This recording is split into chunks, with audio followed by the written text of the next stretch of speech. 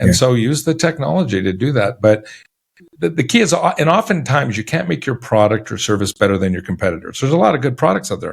Competitors are really good, but can you make you better? Can Daniel and Steve be better than their Daniel and Steve? And the answer is yeah. So work on you. You only have to be better than the person you're going up against. And that's what you should focus on.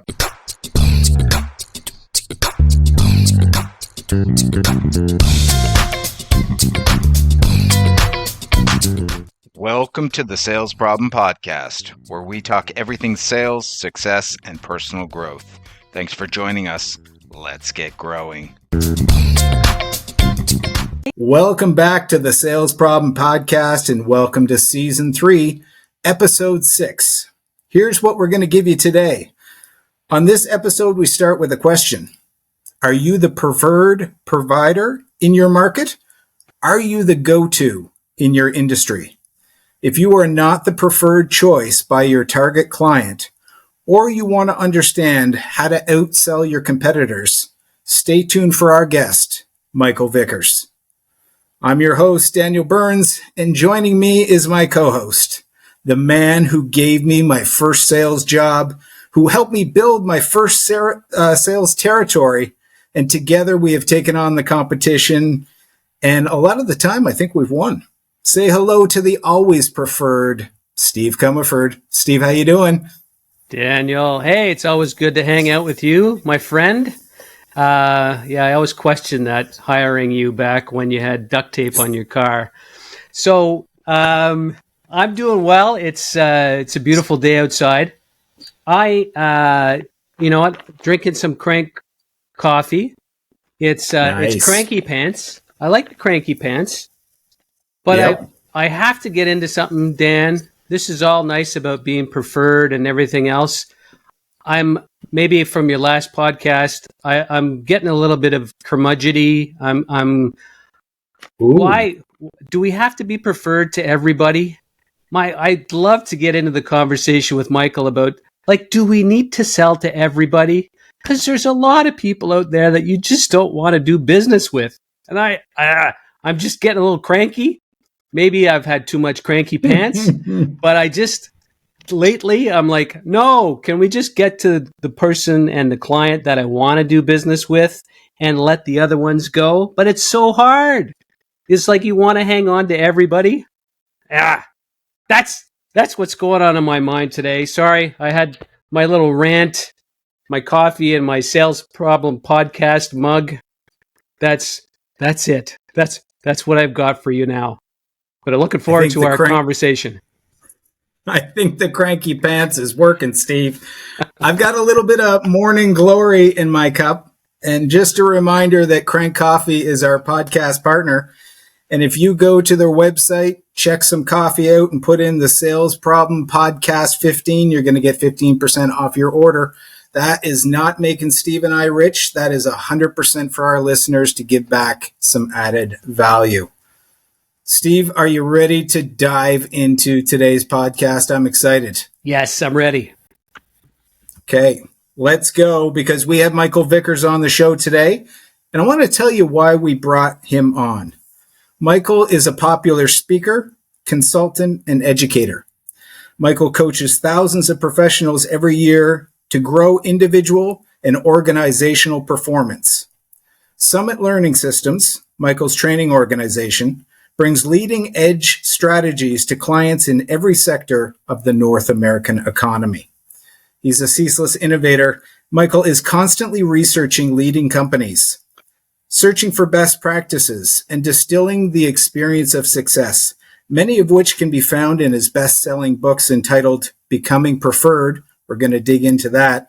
How to Outsell Your Competition, and I love this title, Dance of the Rainmaker. Creating authentic differentiation in today's competitive marketplace. Michael also shares his weekly insights as the host of the podcast Becoming Preferred. So when you're done listening to this episode, go check out Michael's podcast.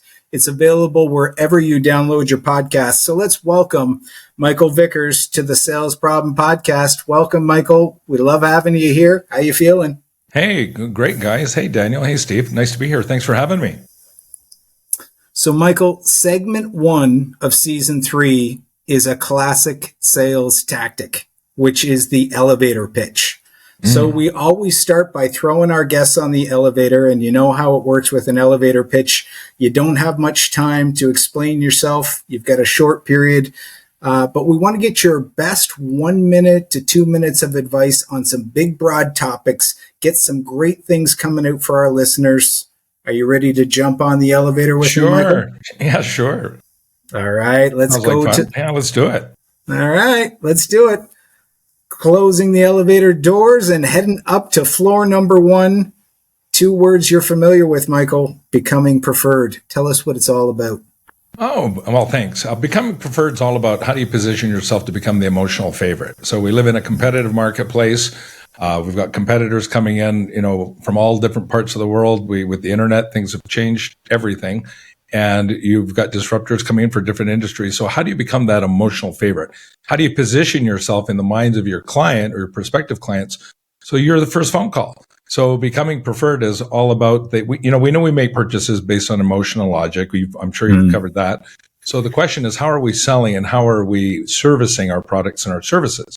So when we become the emotional favorite, when we become preferred, right, we're the first call that they're going to make. And that's the goal for everyone. So if you can't help them, then let's let them go another phone call. So it's really about how do you become number one in your marketplace? How do you out-position, out-service, and out-experience the competition? That's what becoming preferred is all about. I like how you say it. And I like that it's the first person you think of to pick up the phone and give a call to, because we all sometimes have that, this is my guy, or this is my girl, or this is my go-to. And when you become that, your business grows. So it's really that trusted advisor status. When you're preferred, you're the call, you're the expert, and it's how you position yourself. And as sales professionals, that's our goal. That's what's going to differentiate us authentically from the competition. And I'm sure we'll talk more about that throughout the episode. But becoming preferred. And what's interesting is, I have a sequel we're working on called Staying Preferred. The becoming preferred, all the strategies and tactics which we talk about are all for client acquisition, but they're also the same strategies you can use to protect and insulate your clients from erosion.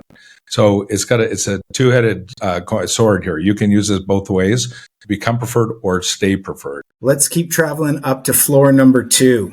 Tell me about a classic part of the sales cycle for you when it comes to salespeople overcoming objections. It's always going to happen. It always has. How do you handle that? It does. I hate objections. I learned real early in life, I hated being told no. And so when I first started, I learned a long time ago, I'm dating myself, but I learned that no doesn't mean no. It's just the negative feedback we need, except unless you're dating. No doesn't mean no. It just is the negative feedback you need to change course in your direction. They're just saying, I don't understand you. I don't have enough information yet. I don't trust you yet.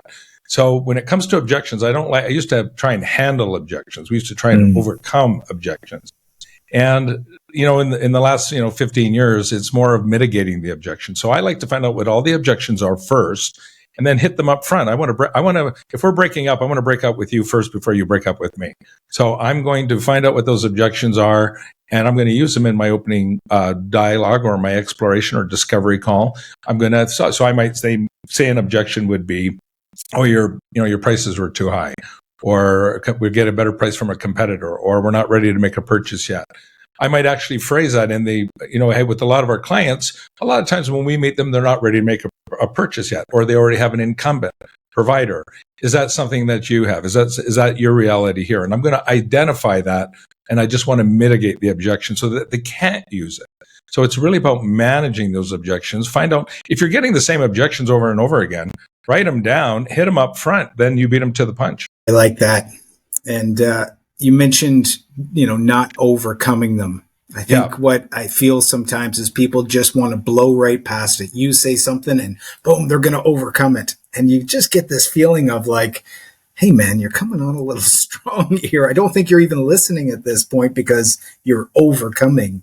Yeah, and it's me stronger than you. And you see that with inexperienced sales professionals. As you get older, it's really about how do I align this with this particular buyer? And, I'll give you an example. We have one client and they're in the cost reduction business. And we always hear, for instance, as an objection, oh, we have our own cost reduction team. And so again, we took that objection and we use it in our opening lines. A lot of the clients that we get to work with have their own cost reduction teams. Do you have your own cost reduction team? And they go, it's either yes or no. It's binary. Yeah. Yes, we do. Oh, that's fantastic. I said, we love working with companies that get the importance and understand making cost reduction a priority. I said, the one thing that your team doesn't have, however, that we provide is our national benchmarking data. And therefore we can add that to your team. And it's like giving them superpowers. If they say no, then we say, well, that's terrific. That's how we want to position ourselves. So either way, we know which direction we're going. And the objection isn't handled or overcome. It's addressed. So always hit those objections. If you're getting the same ones all the time, when you hit them first, now you're not having to go into a defensive mode. You're being proactive when it comes to objections, and you really won't get them. That is right on the money. Let's go up to floor number 3. Talk about the best sales questions that people can ask. And in your experience, what are some of those questions and what are your go-tos? Yeah, no, excellent and great question. I think questions actually are the cornerstone of the entire sales process. I used to be, when I started my career, that sales guy who would show up and tell you all the features and benefits. Here's the new, iPhone. Here's its features. Here's its benefits. And I'm telling without knowing what's important to you. So the first thing I've learned is to get people to change their behavior. They will not change behaviors unless the pain's so great they have to, or the pleasure's so good they want to. Mm-hmm. And so what we have to do is find out what their motivation factors are. So the first thing I want to find out is, how are you motivated? What's motivating you? What's the gap? Where's the need? Because most of our solutions professionally, or if we're selling a product or a service, are solutions to a problem that we don't know exists yet. So if we think of a doctor metaphor, we walk into the doctor's office and the doctor says to us, hey, Daniel, hey, Steve, well, guys, welcome to my office clinic. We have lots of pills we can prescribe here. We have yellow ones, green ones, blue ones, black ones, yellow, all kinds of pills. This pill does this pill does that. Before I've even diagnosed you, you're going, what a quack, I'm out of here. Right? Instead, you want me to come in. We want to have a conversation. I want you to pee in a cup. I want to test your blood. I want to know what your family history is. I'm going to find out some things. So now we can find out if I have a pill that's going to work for that solution. So when I go in, one of my favorite questions is, let's say I came in to meet both of you and you're both executives with an organization or a company. I want to find out the gap between what's the problem you're trying to solve. So my first question is always this. It's, hey, Daniel, Steve, thanks for taking this meeting. I asked for 20 to 30 minutes. Just quick time check. Are we okay with that? I go, yeah, you were okay. Now, when they see you're not geeky or weird or freaky, they'll probably give you more time. Steve, this might be a bit of a challenge for you, but generally speaking, they're going to give you the time to do this, right? So then they'll say, yeah, go ahead. In order to make best use of our time, I prepared a few questions for you. With your permission, I'd like to ask. They always go, yeah, sure. I said, I want you to imagine your business. I want you to go to, say, June 1st, 2027. I want you to go 3 years ahead in your business. I want you to go there in your mind for a minute. Tell me when you're there. They always come back and go, okay, I'm there. And I said, no, I want you to look back at the last 3 years. What needs to occur for your organization professionally, from a growth standpoint, for you to be happy about your progress? And then I shut up. And then I think for a minute. There's only 3 answers to this question. Number 1 is, geez, I don't know. In which case they're not forward thinking or visionary, in which case you probably can't help them. Mm. Number 2, they'll go, none of your business, which I've only had happen twice in 20 plus years. In which case I filled up my book and I said, well, that makes it easier. Well, I guess we can be done. And they go, I'm sorry, did I offend you? And I said, no, I asked you that question because there's only 3 answers. And I said, number 1 is you don't know, which means you're not forward thinker or visionary. We can't help you. Number 2, none of your business means you don't trust me. And if we don't have a relationship of trust or a foundation of trust, let's stop while we're ahead. Or number 3, you're going to tell us. And the reason we want to know that answer at our organization or at Summit, we only have one goal, is to help you with all of our resources, with all of our tools, all of our strategies, all of our tactics, all of our frameworks, close the gap between where you are today and where you want to be 3 years from today. And then I just say, does that make sense? And they usually just go, yeah. And then they tell us. And they actually tell us the plan. So now they tell us the plan. So now we know which pills to prescribe based on that diagnosis. But now we know their motivation. So anytime we're following up with them, we're always linking it back to that behavior. Let me expand on this because I think it's important to understand motivation. I used to use the World Trade Centers as my example. So just think of 2 tall buildings, 100 stories high, downtown New York City. downtown Toronto, wherever it happens to be. And you've got it's middle of January, it's cold, it's snowing, it's blowing. And I get a steel girder and I put it across between those two buildings. And I say to you, Daniel, Steve, I'll give you guys $100,000 to walk tightrope style across that, the beam. You can't shimmy across. There's no safety wires. If you fall off, it's Splatsville, right? You're gone, but I'll give you $100,000 to do it. Are you going to do it? Not a chance. Not a chance. $250,000, are you going to do it? Probably not. So money is not going to motivate you. But Steve, if I say, look, I'm going to take now I'll say 2-year-old. Now notice I don't say 16-year-old. I take your 2-year-old and I hold your 2-year-old off by the building, by the ankles. Now, if I said your 16-year-old, you might say, go ahead, drop him. I'm young. I'll make another one. But with your 2-year-old, I'll hold you, walk, or I'm dropping the kit. Are you going to walk? Yeah. So what changed? The environment's the same. The risk is the same. The danger is the same. All right. But I linked your behavior to what you valued. And when we link value to behaviors, people you change behaviors. They move in action.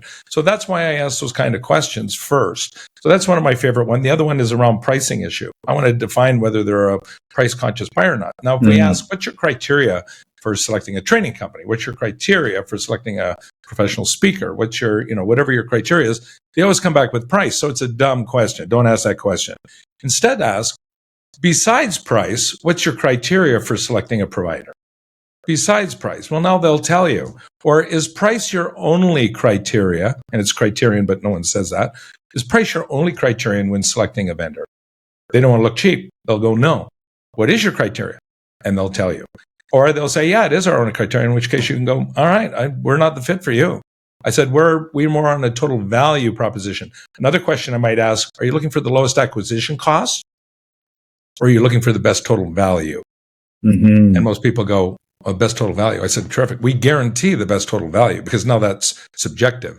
Your job is going to be to build that value. So I give them a formula for building value. So you got to get them off the price conversation. Otherwise, it always goes to price. What's your best rate? If they come to you for price, they will leave you for price. Yeah. Money is never the issue unless it is the issue. And when it's the issue, it's the only issue. Say it again. Price is never the issue. Fee, rate is never the issue unless it is the issue. And when it's the issue, it's the only issue. So survey after survey, it shows up 4th, 7th, or 9th. Why'd you buy from us? You gave us the cheapest deal. Doesn't happen. But if they don't buy from you, guess what they'll tell you? Your prices are too high. Right? They're lying to you. It's kind of like, when a girl breaks up with a boy, she does, I'm breaking up with you. I need to find myself.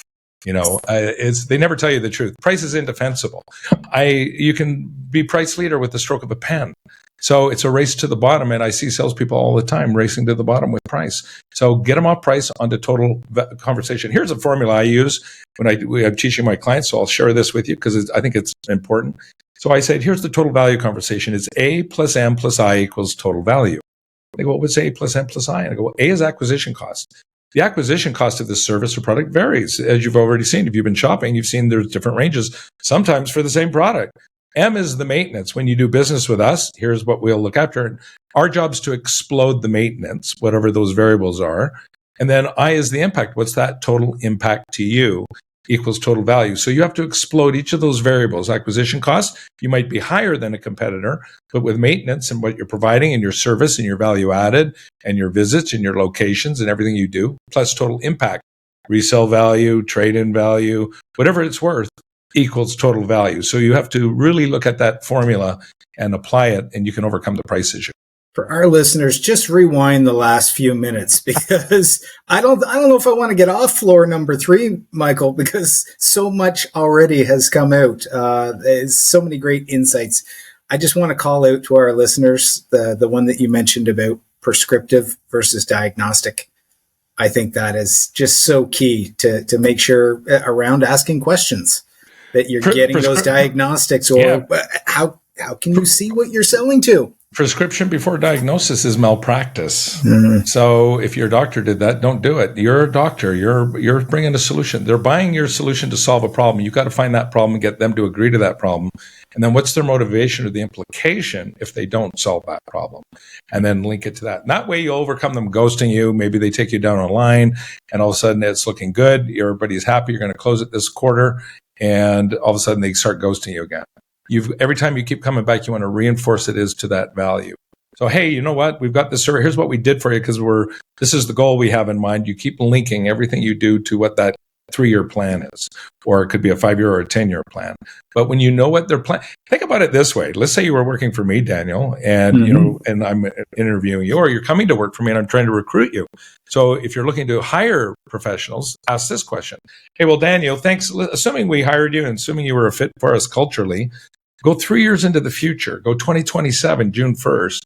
Now, you've been with us for 3 years. Let's look back at the last 3 years. What needs to happen for you, Daniel, for you to be happy about your progress here at Summit Learning Systems? I have to be the number one rep. Anything else? I have to be making lots of money. I have to love what I'm doing. But see, you're telling me now, and the reason I'm asking that, Daniel, is I'm going to put you on learning tracks. I'm going to put you into curriculum. We're going to bring our resources to bear to help you get there. Now, if you're looking for hiring a job, let's say I'm recruiting, and you've got 4 other companies you're looking for, are they even being asked that question? All right. And so they're not. So right away, you're going, I'm linking your future goals to our values, and I need to know what they are. So Stephen Covey said this in The Fifth Habit: seek first. This is a tattoo everybody should have in their forehead. Seek first to understand, then seek to be understood. So once you understand them, then you can share what your product or widgets do. That question about going 3 years into the future, that is such a great coaching question too. I've used that a lot. It's a great question. I actually got the origination for that from Dan Sullivan with Strategic Coach. I joined in 1989. Okay. And he works with entrepreneurs, and I give you a variation of that question, but that's where the foundation of that question came from. Nice. And it's a phenomenal question. It's you're finding out what people are going and what their goal and what their vision is, and then you link it to that. There's nothing more powerful. You're giving them a gift. And because now they're taking a look into the future, and no one else is going to ask them that question. So you're exactly right. It's a good question. And like I say, the foundation of that came from Dan Sullivan at the Strategic Coach. Let's go to floor number 4. Let's talk distinctive value. Distinctive value, one of my favorite topics. So a lot of companies bring value to the marketplace. We all bring value. But is it distinctive? So distinctive means it's unique, it's rare, it's precious. So the question we always want to ask ourselves is, will we pay a premium for things that are unique, rare, or precious? And I think the answer is yes. So how do we become unique, rare, and precious? So how do we move out of commodity status and become unique?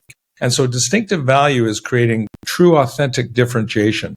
Now, when it comes to distinctive value, there's 3 areas we create distinctive value. The first type is around our product. So let me give you an example of product-based DV, as we call it, or distinctive value. Apple invents the graphical interface. They stole the technology from Xerox, created the way we do computers. Gates comes along with Windows, which is graphical interface, and everybody has the same, and, voila. Now, Gates gave Windows away for free on computers. Apple held theirs, and 90% of the marketplace uses a PC. So terrible distribution on Apple's part, but they learned their lesson. And right after 9/11, they came out with iTunes, and they came out with the iPod. Now, at the time, we were buying music from Universal Music, a CD, 12 songs, and 3 you liked. You had to take 9 other ones. All of a sudden, iTunes comes along. We build 1 song at a time. What happened? Like, who should have invented the iPod and iTunes, right? Universal Music. It was an old model. Polaroid. What technology killed Polaroid? Digital cameras. Yeah, who should have invented digital photography? Polaroid, but they were in the wrong business. So they were like the Great American Icebox Company, turn of the century, made ice boxes. GE comes in with a new technology, electricity, refrigeration, and overnight it went out of business. And so you have to ask yourself, if it's all based on technology, sometimes you're the leader, sometimes you're not. It's a leapfrog thing. You have to move it out of the realm of just technology, because the problem is you can always get your lunch eaten. And I can give you example after example of product-based distinctive value. Look at during the pandemic, we had companies come on like Zoom, Moderna. If I showed you the Forbes Fortune 500 from 25 years ago, 75% of those companies don't even exist anymore. So these are the best of the best. So if it happens to the best of the best, hey, so that's product-based DV. Service-based DV is all about the best service. So if we named, what's interesting with it, if I said to you, Steve and Dan, give me 3 or 4 companies that have amazing service, just 3 or 4, what would you tell me? And it is hard, I get it. That is hard. What would you tell airline industry? Who? Airline industry. Who's the Four Seasons. Yeah, Four Seasons Hotel. We get WestJet up in Canada. We get JetBlue, Southwest in the United States. Virgin we get Star. Which one? Virgin. Yeah, we get sure. We get Disney. We get like I say, the Four Seasons. Next question: do you ever ask them for a discount? And, the answer is no. There's a direct relationship to the best service companies and the price you pay.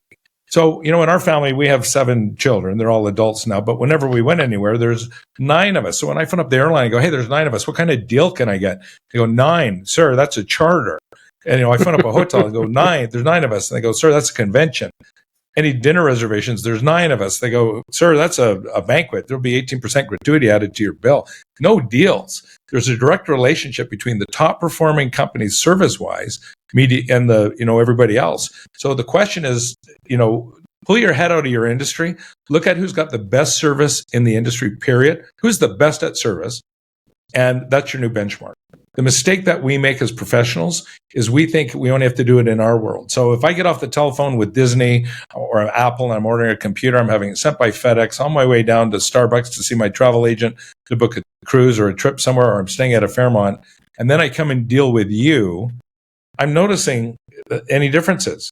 So the question is how do we make our value distinctive? How do we become unique? How do we become rare? So product and service.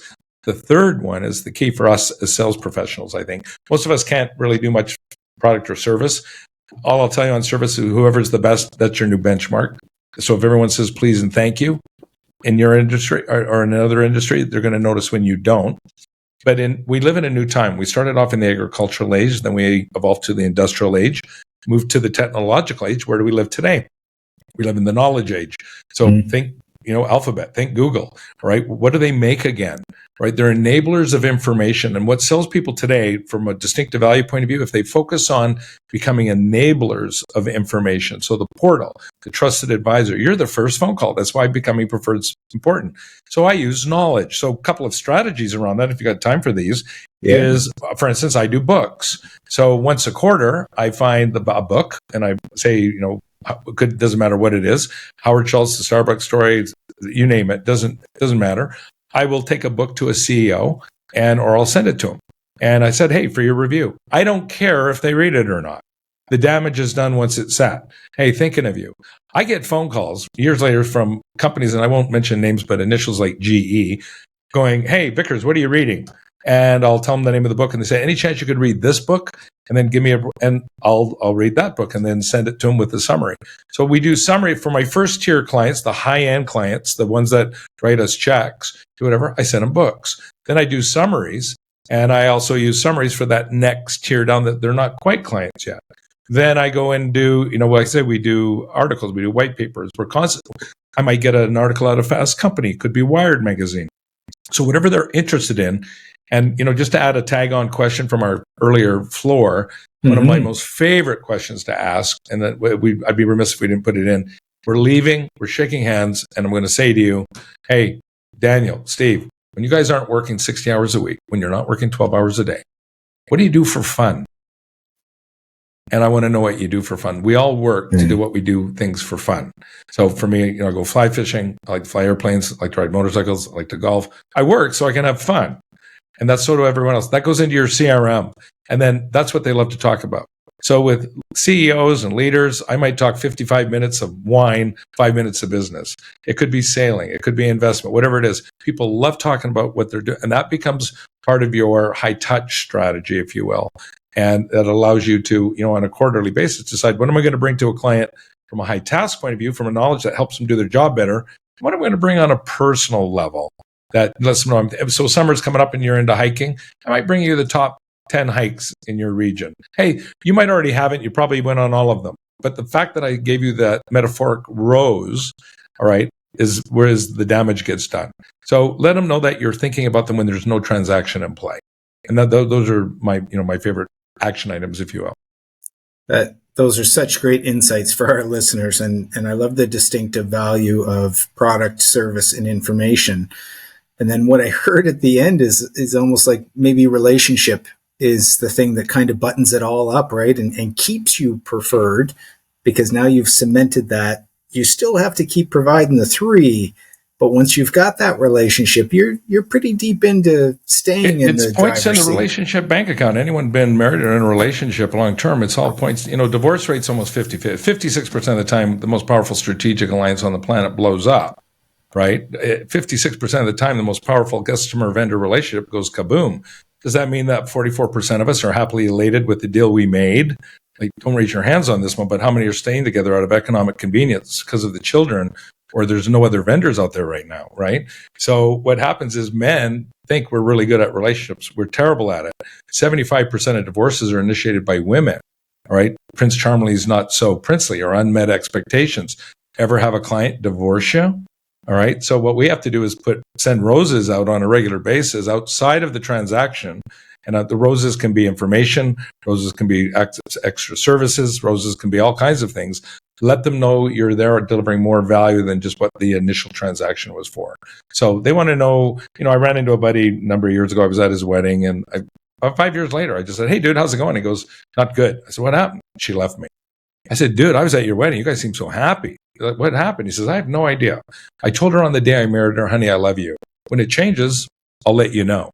It doesn't work that way. They want to know on a regular basis, right? So your clients want to know that you love them when there's nothing else in play. All right. And so it's having a system to keep nurturing that relationship. Dan, I could listen to Michael all day. Your voice is it's so good. Oh, thank you. I wish thank you very much too.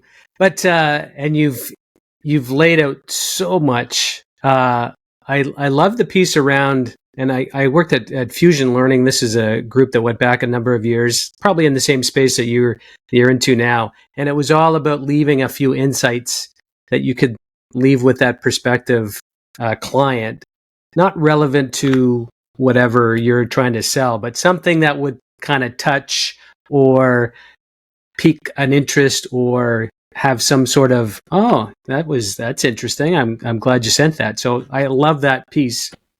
And I love the piece around objections. I find that a lot of salespeople are objection averse. Like they don't want to hear the no. They just want all the yeses and get the deal. And I love your perspective on addressing that up front. So, did you want another question, or I can give you another example on that I think we covered it. We can. Yeah, here's my question though. So you've all sorts of stuff that you've unraveled here. What would be the one nugget that you'd want to really point people to that would have some impact to them today? The salesperson, the business person, the entrepreneur, somebody that's wanting to grow and succeed. Like what's one out of that group that you would say is your number one? I would use this strategy. You want to become your own personal R&D. I think it's a two-part strategy. So I believe in personal R&D, your research and development, right? And if we were a product, we'd be doing R&D. And so when I ask audiences, I tell them, raise their hands, how many of you read, business books? And I'll go pick on people. And they always tell me, and they're honest. I'm almost surprised at how honest they are, but I'll say, how many books do you read a year? And they go, 1, 2, 1, 2, none, 0. And I said, now, if I wanted to press you, I'd ask, what's the last book you read and what did you glean from it? But I won't put you through that exercise. The answer is in the book. So for me, I always put some R&D time. And for me, I try and get 6 miles in every day. And on the treadmill, I'm listening to a book. So I multitask only by walking on a treadmill and listening. And then I try and share that information. So if it's really good or a good clip, I'll get the magazine article, whatever it is. And I share it throughout the day. And then I'm always passing out information and knowledge. So if you're always talking about your product, I think, you're in trouble. So the key is to have two channels. I call it high task and high touch. High task is the logic side of our equation, why people buy logically, the reason behind what they do. So anything around your product, your service, that's your logic, that's your high task. So got a new product, new innovation, you can deliver it. On the high touch side, that's the emotional side. Then this is about exceeding expectations versus meeting. So you always are looking to exceed that expectation, whatever it happens to be. So if you're trying to differentiate yourself, that's how I would do it. So I do it around information and knowledge. The second thing is refrain from jumping in right away about how wonderful your product is. So I don't care, most of the time, the purpose of the first meeting is, unless it's a transactional sale where you have to do it right in the 30 minutes or 40 minutes that you have. But if it's a longer term perspective, they're not going to buy from you in the first meeting. So, or if you're setting up a meeting, bring value to every conversation. So let's say I was phoning you up, Steve, and I wanted to come and, meet with you. And, from your company, your organization, I might say this to you. I go, well, Steve, thanks for taking my call. One of the reasons why I'm calling you is one of my functions over at Summit Learning Systems to brief owners, brief managers, VPs, whatever your title is, to 3 of the latest trends that we see impacting your business in the next 12 to 24 months. Not sure these are going to impact you. We believe that they are, but when I come, I'll share them with you, leave you the collateral material that you can share with your management team. And then we can decide at that time if there's something we need to explore to mitigate those trends or challenges. Does that make sense? And you're like, yeah, that makes sense. Okay. Notice I didn't say I want to come tell you how wonderful my product is. I want to come tell you how and do a feature dump on you. Instead, I want to come with you. And they're going, well, what do you guys sell? Well, we have lots of pills in our bag. All right. But depends on what it is. So at this point, nothing. My job is just simply to brief you, get on your radar. And there be a day that you require or you have a need for this product or service, then we'd like to step up to bat. And so right now, it's just about getting on your radar and sharing this information with you. So I come from the information side. And what you want to do, people don't do their homework. And so your value is as a trusted advisor, get out of the mode set of just being a salesperson hawking a product. All right. And instead become a consultant. And that's what consultants do. So they don't go into a solution so they understand the problem. Seek first to understand and then talk about your solution. And sometimes you'll get into a meeting and the client, you go, hey, quick time check, ask for 20 minutes. Are we okay with that? And they go, actually, I only have 10. You say, perfect. I can do it in 3. Do it in 3 and go. So you're always in control of that. But get your questions down. And we'll talk about that maybe as we move through it. But that's what I would tell them. Those would be my nuggets is homework. Ben Franklin said, empty the coins of your purse into your mind. Your mind will fill your purse with coins. I like to paraphrase old Ben. If you want to earn more, learn more, right? That's your key to success. So if you get into the books, you'll be 2 years ahead of everybody else. If you get into the books, quit reading newspapers, make your car a university on wheels, whatever it is, listen to stuff, get off social media. The average teenager or young person spending 5 to 7 hours, look at stuff that's going to put money in your pocket. Are you reading off a teleprompter or something? Is that all in your head? I know. Unfortunately, so my wife says, "Is that all in your head?" And it's like, yeah. Unfortunately, no. I want to dial back a little bit. So you've built this career up. You coach and you train and you educate a lot of people on becoming better, being preferred. Was there a time, I don't know, 5, 10, 15 years ago where you just you hit a roadblock or something was in your way, you were challenged, you made some mistakes? Was there a point there and what did you do? I'm trying to kind of connect back to some people probably out there today that are just challenged with getting past that roadblock. Yeah, a lot of my roadblocks were not so much, I've made stupid mistakes, but consistently. So it's learning to adjust. So the biggest mistakes I made initially was diving into the product features and benefits too soon instead of finding out what their problems were. So that was a mistake I was able to, fix and repair. I think the biggest thing was not going for it.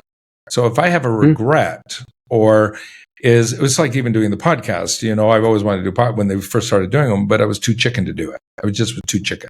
So, I can't, how am I going to do a show? I can't, I'm not going to be good enough. Self-doubt, right? Or self-doubt. Yeah. And so one day I just said, I got to just do it. And what I find is when I procrastinate the things that I should do or going after that big account. So I know how to go after the accounts that, I call it Go For Me. It feeds you, pays your bills every month. But every once in a while you get those elephants where, you're paying off mortgages or do whatever. So it's going after and having the confidence to go after that. I think that, from a work point of view, where you built from training, then went to keynote speaking and kind of neglected the training. And that was a big mistake for us. We had to kick that back up again during the pandemic because no one wants to go to a conference anymore. And training, and had I kept that momentum going, I lost a good year of momentum. We kept everybody working, but it was an expensive time. I found myself curled up in fetal position more than once, right? But it's pivoting, and then that constant involvement, not sitting back too much. Sitting back, I think, would be the mistake. You get a glimpse of peace once in a while, but if you want to stay relevant, you got to keep moving. Otherwise, you start, growing roots. Nice. Michael, I love that piece on constantly educating. And it's a big reason why we do this podcast. The last post I put out, I talked about the fact that there's valuable training on these podcasts. And if you're in the car, just turning this on is going to give you 2 or 3 ideas on your way to that next call. And you never know what you're going to hear. I'm amazed sometimes that I hear the information on a podcast that I need before I go into the next meeting. Oh, it's amazing. Yeah, good point. Are they talking to me? Yeah. Did they do this episode for me? Well, and that's the key to it, is get the information, and when you share it, that's how you learn it. And so I'll drop by a book and I'll send it to, an executive or whatever. I don't care if they read it. I really don't. I'm the candy man. I'm sending out things all the time to them, right? It's a rose. I'm letting them know I'm thinking of them when there's no transaction in play. When it comes to the learning, I'm just constantly looking for tips, sending it to them. Hey, thought you might like this. And I try and do it on scale as well. So I believe in automation. So I use the latest technologies in order to do lots of it at one time. Mm-hmm. And so you're creating the perception. It's really about managing client perceptions. And so use the technology to do that. But the key is, and oftentimes you can't make your product or service better than your competitors. There's a lot of good products out there. Competitors are really good, but can you make you better? Can Daniel and Steve be better than their Daniel and Steve? And the answer is yeah. So work on you. You only have to be better than the person you're going up against. And that's what you should focus on. The best product doesn't win the day. The best product, like think Beta VHS, in the early 80s, VHS and Beta. Alpha product was VHS, or Alpha, but VHS. Beta was Beta. It was the end improvement. But over 90% of us had VHS. So we all bought inferior technology because of a marketing strategy. So the best product isn't always the one that it's the best story that wins. The best experience wins. So if everything's equal, experience trumps everything else and trumps the service. So focus on creating a great experience with you. That's the name of the game. Michael, if I'm a brand new sales rep or I'm new to the game of sales, everything you're saying sounds like you've mastered a lot of what you're talking about and you've implemented it. But for the listener that is just trying to find their feet and they're coming into a territory where they've got some people who have been there and been the preferred provider for a number of years, and that's who they're up against. They're trying to take business from the person who gets the first phone call. Right. What advice would you give to somebody new trying to, break down those doors and become preferred, but they're in second, maybe third, even fourth place when you look at the grand scheme of things? That's a great question. Great question. So I have a fun strategy we use for that. So it goes to what I call the value price relationship. So when you bring a lot of value to the relationship, the prices doing business with you is tough. When you bring, little value, all right, or the little value, they're going to say no to you. If you bring a lot of value, they might say yes to you. So when they say no, they're really just saying, I don't trust you. That's what they're really saying. So let's say we're in that meeting right now and you're looking for a speaker for one of your conferences. So you two are on the committee and I'm coming to approach you and you're interviewing me, but you're also going to interview a couple of other speakers as well, right? So, and you have an incumbent, you have a favorite, you have one that you've been using for a year, or it could be a supplier, it could be a software, whatever the case is. Here's how I would position it. So I'd come in, Daniel, Steve, hey, thanks. Thanks for the meeting. Thanks for the briefing. Now I understand that you have an incumbent company ABC or speaker Joe Blow, whatever, and that's been your speaker for a number of years. Is that accurate? We love those relationships at Summit Learning Systems, so we get it. We 100%. We're new to the marketplace. We're coming into the church, so our goal is to obviously get out there and get on your radar. And we do appreciate the fact that you have a relationship with company A over here. With your permission, though, Daniel and Steve, I'd like to position myself, Michael Vickers, and Summit Learning Systems to be your backup provider. Now, here's what that means. There's no check to write. There's no contracts to sign. But I do need permission to have access to you. But when I come, I'm only going to bring things that are necessary to help you do your job better. All right. And we just want to be in a position so that if the incumbent, the first place provider, doesn't exceed your expectations, then we want a chance to step up to bat. And I think you'd agree it makes good business sense. Can we have second spot? And they go, yeah, sure. Now go away. So you go away. And now I got permission to get access to you. So I'm going to send out a thank you note. Hey, thanks for giving us a second spot. We're going to work hard to earn your trust. 3 weeks go by, I'm going to send them a rose, metaphoric rose. It might be 5 ways on improving productivity. 3 weeks after that, I'm going to send another rose. Another 2-3 weeks after that, another rose. So over the next 4 to 5 months, I'm going to have touch points that I'm going to be sending out to you that are going to be of value to you, not about me. Here's the question to ask. Is the first place provider, the incumbent, doing any of that? And the answer is no, and probably no. So how are you feeling about me now? When we first met, there was no value. You can say no. But all of a sudden, and what most salespeople do at that point is they leave and move on to the next transaction and go, they've already got somebody in there. They've already got the whatever. You're trying to cause erosion. Well, erosion, you got to get close and then get them to compare. So you're really good. Most of us are good when we get yeses. We know how to say yes and get an order and make it happen. But what do you do when you get a no and a maybe? And when you don't follow back up with that client, when you don't stay in touch, you've just validated their decision not to use you in the first place. So I'm glad I never use that guy. He never shows up anymore. Showed up one time and that's it. One and done. So I'm going to show up and I'm going to bring you these things and of value. And then eventually the first place provider they're going to look at this and the customer is going to go, hey, I think I'm being treated for granted. And what happens is we take our relationships for granted all the time and people do it. That's how you cause erosion. Think about it this way. And it's a difficult metaphor, but you think about it. They're already married. They're married. They're happily married. They've got a relationship. You're coming into a happy relationship, so it seems, and you want to break them up. You want to break up this relationship. That's what you're really doing. So think about it for a minute. So say a woman and a man. You're talking to women. You're in a Starbucks. It's going really good, the chemistry, and you say to her, "Hey, this was really fun. Why don't you ride off into the sunset? Why don't we take off together and just leave our existing relationships?" Never going to happen unless two things exist. The pain is so great they have to. Oh, I'm so glad you showed up. I married a jerk. I'm in. I don't know you, but I'm in. I'll take anything over him, right? Or two, the pleasure is so good they want to. So what I want to do is get close. So let's say I'm with my wife and we're all out for dinner and you guys see me opening the door for my wife. You see me pulling her chair out. You see me holding her hand and your wife starts nudging you and going, "Hey, what's going on? You need to step your game up here, buddy." And I want you comparing. So I got to get close and compare. So ask for second spot and now earn the right and have a second place strategy to compete against first spot. This strategy is so powerful. I wish I actually knew it when I was dating in college. I went up to a pretty young lady and I go, "Hey, what are you doing Friday night?" She says, "I'm sorry, I'm busy. I have a boyfriend." "Hey, no problem. I totally get it. But with your permission, I'd like to position myself to be in second spot." You go, "What do you mean by that?" "Well, hey, when he's not there around to spoil the way that you should be, I'd like a chance to step up to bat. And I think you'd agree. It makes good sense." So Steve, don't write this down. It's just a metaphor. It's just a story. Like, okay. He's going, "That's going to work for me. That'll work for me." Yeah, that'll work. Second place strategy. I love it. And you just froze everybody else in the food chain. So number 2, number 3, number 4. See, our American culture taught us go number 1 and go home.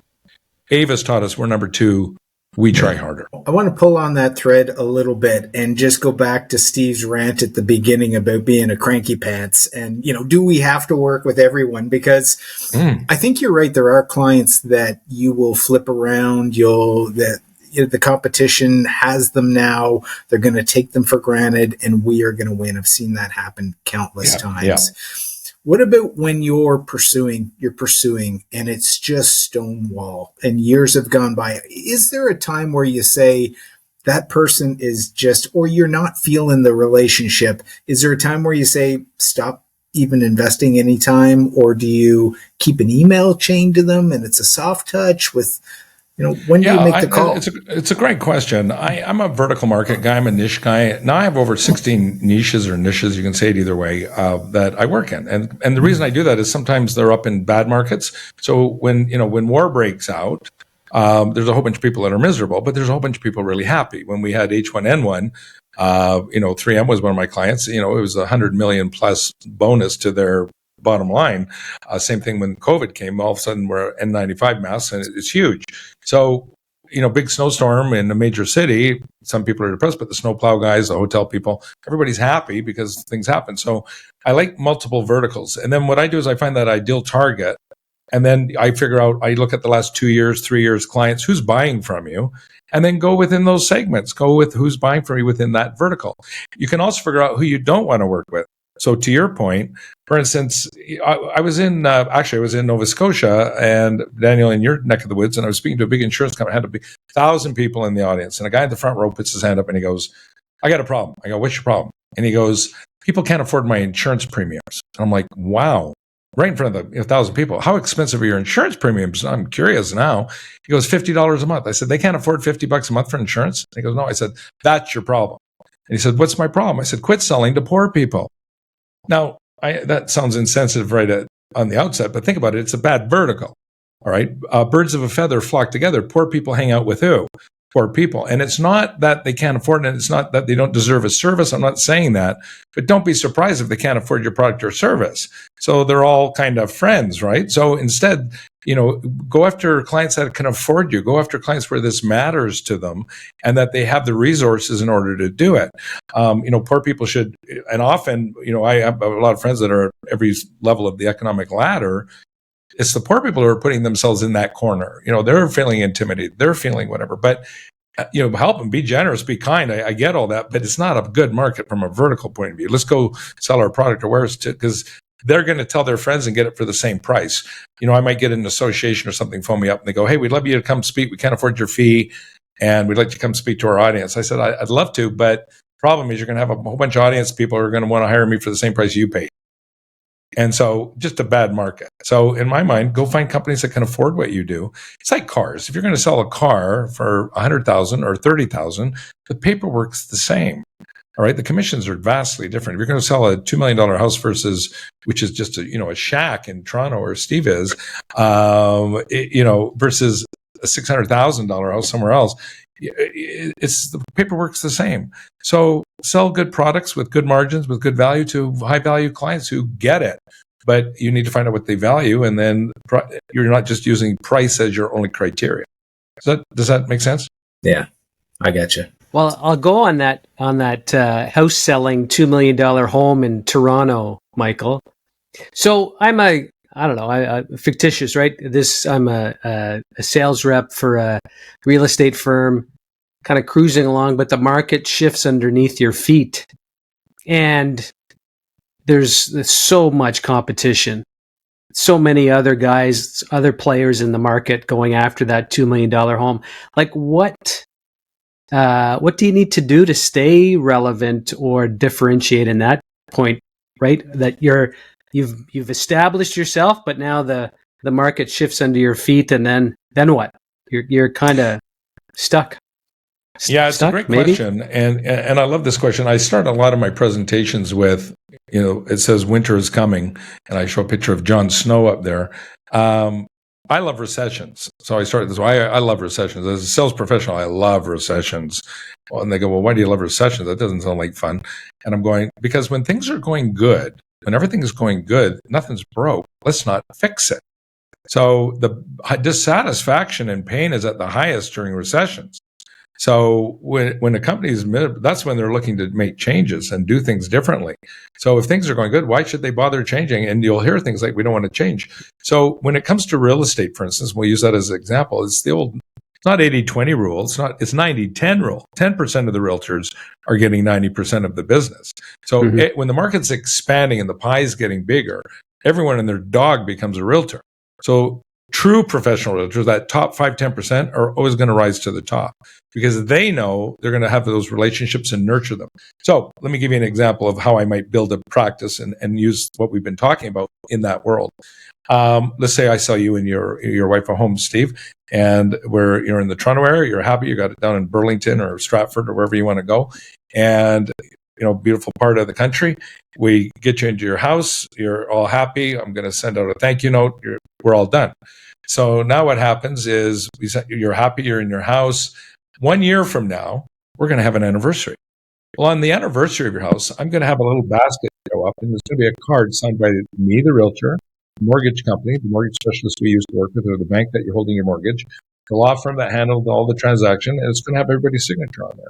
It's going to go, happy first year anniversary, and to the family, to the Steve family. And you're going to go, oh, wow. So now the first transaction was done. They're all finished. Well, 1 year later, you're having an anniversary. Well, second year later, you're going to get another anniversary. And I go to my partners, and they're all going to pay for it. I'm going to deliver it. But we all meet together once a quarter, sign a bunch of cards, and we're going to create this experience for Steve and his family. Now, we know you're going to buy a new home every 5 to 7 years. So 5 to 7 years go by. Every year, you're getting something from it. You're getting maybe Christmas, maybe your birthday, maybe your anniversary acknowledgement. Are you using a different realtor when it comes time to buy a new house? I don't think so. You're having lunch with Daniel now, and he's talking about moving. Hey, I got the realtor for you. And it becomes referability. And so the top performers, all right, they don't just look at a transaction. They're looking at an experience over time. And the beginning of the relationship begins when we first meet. Again, it can also happen using our second place strategy. If I'm going for a listing agreement, I would go and meet with Steve, and I say, Steve, I'm assuming that you're looking at other competing, bringing in some other realtors you're going to take a look at. He goes, yep, I'm looking at it. And I go, terrific, I think that makes sense. I said, here's how we work. I said, let me ask you a question first. Let's paint a bigger picture. I'm not the perfect realtor for anyone. That's why we're here, to see if this is almost a double vetting system. Can we help you as a client? And are we going to be good for you? I said, now we're going to use my question again. I want you to go through the end of the transaction. Let's say it all went perfectly. Tell me what that looks like to you. And I want you to paint the transaction, because now you're envisioning it. Now you're pseudo-manifesting it, right? Because you're seeing it. And I want you to see it. And I go, terrific. The reason I ask you that, what the experience is that's what we try to deliver. So I'm going to align my delivery with your expectations and do it. So I'm going to ask you, is rate your only criteria for selecting, listing rate? You're going to go, no. And I'm going to build that relationship. Or, hey, I might say this. Let's say you decide, Steve, to go with a different realtor. You decide to go with Daniel Burns as your realtor, and you choose him. We understand that. Sometimes, though, people do that based on relationships, based on, it's a relative, maybe it's a good friend, they feel obligated, but sometimes they're not getting the service they do. So in the event that you use him, but you're not happy, we'd love to step up to bat. Now, here's what that means. If you choose Daniel, what we'll do is we'll work with Daniel. We'll help you he'll list your home. I'll help Daniel sell your home. We'll still help you. All right. Because what's important to us is that you get the best value out of your home and have the best experience. So if you choose Daniel, we will work with him and help you sell your house and market your house, even though he's your listing agent. If you're not happy with that total package, we'd love a chance to step up to bat. So what I've done there is every other realtor is going, give it to me, give it to me, give it to me. I'm saying what matters to us is that you get your house marketed and sold or bought and sold for the best value for you. And we're willing to work with you regardless. And so what other realtors are doing that? So it's all about differentiating you. So you become the X factor, so to speak. I'm glad I asked this question or framed it where we did. I've bought and sold a number of homes, moved a bit. I am in Burlington, in fact. I know a few real estate agents, right? One will send me the market news that's, everybody on the planet gets every once in a while. So low touch, irrelevant information. I have another guy that never hear from him at all. Nothing. Thanks for the business. Off he went. The latest one, I've given her 2 referrals already. She sends me a card on Father's Day. She drops by the house to give my wife flowers on Mother's Day. And this goes back 5 years when we bought the house. Right. So love it. She's fantastic. She's your emotional favorite. She's your emotional favorite. Top of the category, right? So yeah, I love that piece. It's about exceeding the expectations. See, when you do your core, when you do what you're supposed to, they never talk about it. If I go to the dentist and I get a filling and I come back afterwards and we're sitting there having cold ones at the end of the day and I go, guys, you wouldn't believe it. I went to the dentist today and they froze my mouth with a needle and it froze and I didn't find, they gave me a filling. Can you guys believe that? Amazing. We're not even having this conversation. But if all of a sudden I had a root canal and the dentist phoned me at 8:00 at night and asked me how I was doing, do I need some additional pain pills? I say, yes, bring 30, whatever. And he's calling me. Now I'm telling you, hey, yeah, I went and had this root canal, but at 8:00 at night, the dentist is phoning me, telling me they'll drop by some additional pain medicine if we need it. If there's any emergency, call a number. When does that happen? It's always the over and above. Let me give you a story, if we got time for a quick story on this. Les Mis came to town to play Les Mis, and so I went with my wife to the play. Our seats are 16 rows from center stage, so she's impressed with the seats. Guys are in suits. Ladies are in dresses. No big deal, right? No big deal. We all look the same. Orchestra's tuning up their instruments. At the 2-minute mark, in walks a valet, stands at the edge of the auditorium, and has some roses and some Belgian chocolates. Someone in the balcony goes, shh, shh, and the whole place just quiets right down.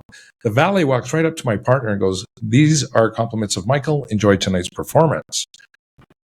What did 150 women in a 100-foot radius do, right? And what did they're elbowing their partner saying, look, take a look at this. But 150 guys in the same radius are, got the big L loser sign above their head going, oops, it wasn't safe for me to go to the bathroom. But on that evening, who became preferred? So it's about doing things that they don't expect, right? Mm-hmm. One time I took my wife to a play And I think we were in New York City, and the seats were like $300 a seat, which was, brutal. And we're sitting there, and we could only get 2 end seats. And I wanted to sit beside her in the play. So she was on the end seat, and got out of my seat, and I sat on the stair right beside her, so I could hold her hand and have some licorice and some treats. Well, you earn a lot of points, doing those. And the point is, you want to earn points because you're going to screw up eventually. And when you screw up, they won't divorce you if there's enough points in the relationship bank account. So the key is keep sending roses, all right, but metaphorically to your clients. Let them know you're thinking about them, and let them know you appreciate them. Show that side of the fence to it. We tell all our clients, we appreciate you. We wouldn't be here without you. And I call it doing the Jerry Maguire. Remember when he gets down to his last Cuba Gooding Jr., the last thing he's, I'm not feeling the loving Jerry, and he goes, I'll walk on broken glass for you. I'll do this for you. I'll do that for you. Your clients want to hear that from you. And that's what they want to hear. So show that. Say, hey, you matter to us. Thank you. And because I do post interviews often, and I'll ask people, why did you hire our company? And what the number one reason I get hired for is because you guys asked for it and wanted it. And it was mind-blowing for me. And they go, what do you mean? And he goes, most people come in, some of the sales guys act arrogant, like we're number one, we're the best in our territory, we're the best in the country, we're the best product. And he goes, you came in and said our business would matter to you, we would matter as clients, and that you would work hard to earn our business and sustain it. Makes a difference. I have one other question for you. Yep. And it just kind of came to mind. And it's around a hunter-farmer type of salesperson. And over the years, it's like you need hunters, you need more hunters. You got to turn farmers into hunters, or no, we need more farmers, and they need to turn into hunters. And I don't know where I want to go with this, but can you create hunters out of farmers? Do you need both? Do you need just a hybrid to be successful as a business or to grow your business? What are your thoughts on that one? Yeah, no, it's a great question. So when we started our careers, it was, we were either a hunter or a farmer. And I think, can hunters, or you're born a hunter or whatever. And hunters have that killer instinct where they know where to look for a deal. They know how to make a deal where there is no deal. So they look at things and they go, it's like I find a new way to make $1 million every week. And not every week, but maybe every 2 weeks. It's just, do you have the energy? So you start to see where there's opportunities, but you can't chase them all. Now, can you turn a farmer into a hunter? And the answer is yeah, because of technology. So I like to fly fish, and I go fly fishing with my son, and we go fly fishing. And he's a good coach. He has to tell me, and that's hunting. So you have to match the hatch. I got to find out where the fish is at, and he can educate me. He can school me. But I got another buddy I go fishing with, and we go for a walleye. Well, we use a fish finder. This is the best thing ever. So we just put the fish finder on, and we find a little reservoir. We know they're 12 feet deep. We know what they're biting on. We read the report with dead minnows. Go on a dead minnow, and we'll catch 100 of those things, in a 3-hour setting and do whatever. So I like fishing that way. So if I wasn't a hunter, where I'm using technology to hunt, where's the prey? How do we find it? Where's that target? We can do that. You've got LinkedIn, you've got Zoom info. There's tons of sources that you can do a little homework to find out where your target's going to be. Then what's the next step you got to ask is, what's my best approach to do it? So in actual fact, I think I'd want a farmer approaching me because they have a nice nature. People trust farmers.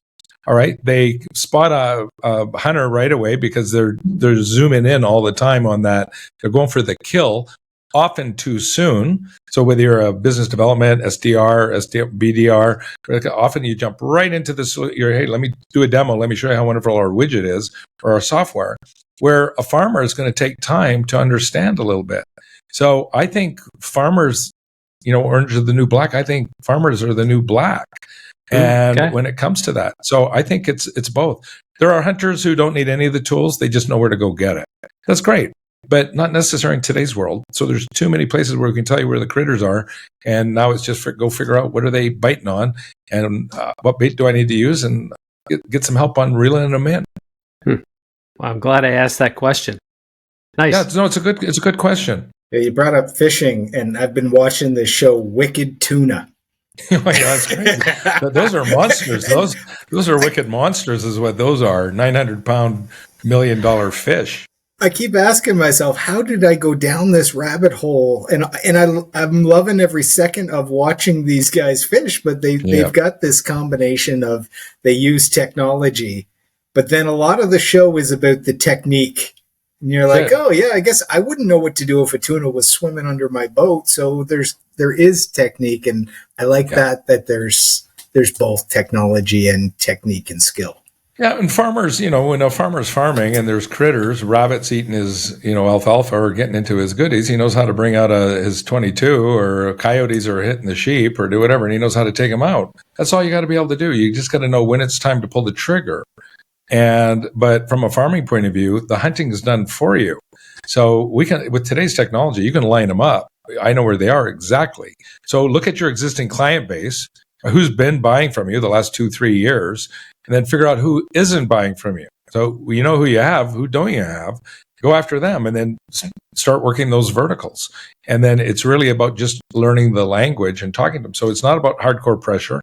The other thing we're seeing is we're seeing women starting to really outperform men a lot, because in today's world, there's 5 generations of buyers in the marketplace, right? Baby boomers all the way down to Gen Y, Gen X, everything. So and with each generation, they buy differently. They want to communicate. There's 19 channels of communication.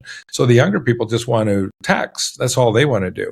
But a lot of purchasing is done by consensus in today's world. So pre-pandemic, I used to come see you and it was yes or no. Now I got to talk to 5 other people all within there and to get everybody buying on at the same time.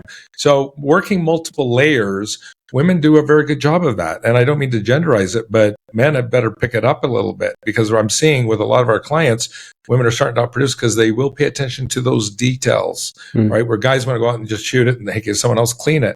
You've got to start working multiple layers within the organizations if you're dealing with mid-size or bigger. And if not, it's looking after the details, I think, is the key, and tracking it. When you said the emotional favorite, is that part of it? It's that emotional intelligence that maybe women are a little bit more tuned into that makes them start to outperform in some ways? Yeah, I think so. Yeah. I think it's EQ versus IQ for sure. It's a good point. So you've got 2 computers, right? 2 computers. You got your amygdala and your prefrontal cortex. So your amygdala is the size of an almond. It's just on top of your spine. That's your fight or flight, your lizard brain, your croc brain. You're driving down the freeway, you're going to pass a car, go left or right, decide what you're going to do. That's prefrontal cortex. That's your computer, your mainframe. You're thinking, how do I do this? All of a sudden, you look at your phone, you got distracted, and you're not supposed to, but you do. And the guy ahead of you slams on the brakes, and you got a windshield full of taillights at the last second. What do? You slam on the brakes. That's your amygdala working. So it works that way. So what happens when you get long sales cycles, when you hear things like, we need to think about it, you're the problem. Not you personally, but your process is the problem. That's what's slowing it down. What we want to do is tap into the amygdala. What's automatic for them? So that's where the emotions live. And you can't be in both places at the same time. So we want to ring a bell and have the client salivate. So how do you do that? You tap into the amygdala. So how do you tap into the amygdala? You ask questions about how they feel. What did you use before? When you made a purchase like this before, tell me about it. How did you make it? What criteria did you use making that purchase? As much as you can drive into it, that's the emotional side. And, we've identified 7 or 8 emotional triggers that work. So for instance, I talked about books, all right, and giving books or information. That's what we call the trigger of reciprocity. When I come and I bring you a book. So if I came into a meeting with you, I'm going to bring you a couple of copies of my book. So you're a VP of a company, you're looking at sales training program. Right away, I bring you a couple of copies of my books. Now, why do I do that? And I'll bring them out in my bag. Hey, I brought you a copy. You're there going to beat me up. And all of a sudden I bring out 2 books and I say, hey, if you don't mind, I brought a couple of copies of my books for you. And I pull them out. I said, is it okay if I personalize it? It's not worth anything unless I'm dead, kind of like a Dali painting. And they always laugh and chuckle. And then I give them a couple of books. Well, now I've used 2 triggers. The trigger of authority and credibility. You go, geez, this guy's best-selling author. He's got all these guys on here. So I just put you onto the defensive a little bit. You're not going to attack me. And then B, the trigger of reciprocity, where I've created psychological debt. So you might call me up and ask me for a favor. Hey, can you do me a favor? Sure. Well, psychological debt. It's quid pro quo. We have a need for that. So when you identify the emotional triggers, you want to embed them in your sales pitches, your sales presentations. That's how they're going to make the decision, as you know. And you've been teaching it. They buy first emotionally, justify with logic second. So that's where the reason comes in. So give them that, but focus on the emotional triggers first. Michael, this is just like wicked tuna. I've taken the bait. I'm all in. I think both Steve and I, you got us on the hook. We could just swim around and we could listen to you for hours. This has been I appreciate amazing. it. Thank you, guys. Yeah, you've really brought so much value for our listeners. Tell our listeners where they can find out more about you and getting all your training, your books, speaking, all of it. Where can they access that? Yeah, so you can go to the website, but hey, on your show notes, I think we're going to put a QR code and a link where they can download digital copies of my books. So compliments of you guys and your show. And so we've kind of talked about that. And so you guys are providing for your listeners, if they want a copy, they just come with a QR code. They'll get a digital copy of each of those books. If they like it digitally, if they want hardcover, they can go on, wherever they get their books or contact us directly. michaelvickers.com website. And we've got, from there, they can get to the podcast. They can get to some of our other things that we have and tools as well. And invite them to come to the podcast. And hopefully you'll be guests on our show as well at Becoming Preferred, the podcast. And we have lots of great guests. And I'd love to have you both on our show as well. We would love that invitation. Yeah. And listeners, take a look in the show notes for all those links in the QR code. I'm going to put that in there for you. And listeners, do you feel like you are ready to become the preferred salesperson in your territory? Do you feel like you're going to become that first phone call? Michael has provided us with great ideas that are going to help you lead the market and for you to outsell your competitors. Michael, today you've helped us solve the sales problem, and you gave our listeners some new knowledge they need to thrive and succeed. You've helped them grow by enhancing what they know. Listeners, we love you. We appreciate you. Thanks for listening. Please share this with somebody who needs the episode. We're growing right now. We want to keep growing, and that really comes down to you listening, so we love it. We will see you on the next episode, and until then, just keep building the best version of you.